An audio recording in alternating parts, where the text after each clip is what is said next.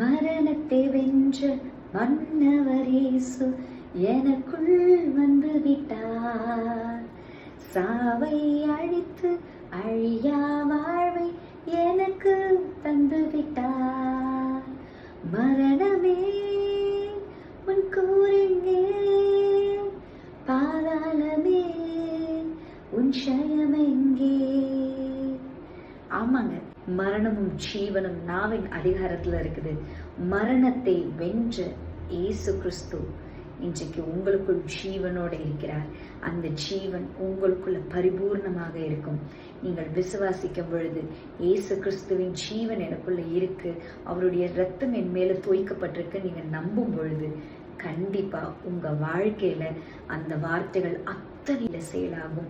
அவருடைய ஜீவன், அவருடைய பரிபூர்ணமான கிருபைகள், அவருடைய பரிபூர்ணமான ஆசீர்வாதங்கள் உங்களுக்குள்ள இருக்கும். தேவன் மரணத்தை பரிகரித்து விட்டார். கடைசி சத்ருவாக்கிய மரணத்தை பரிகரித்து விட்டார். இன்றைக்கு உங்களுக்குள்ள ஜீவன் உள்ளவராயிருக்கிறார். நீங்க விசுவாசிக்கும் பொழுது வியாதியை மேற்கொள்ள முடியும், பிரச்சனைகளை மேற்கொள்ள முடியும், கடன்களை மேற்கொள்ள முடியும், சரீர பலவீனங்களை மேற்கொள்ள முடியும். தேவன் உங்களுக்குள் ஜீவன் உள்ளவராயிருக்கிறார். God bless you.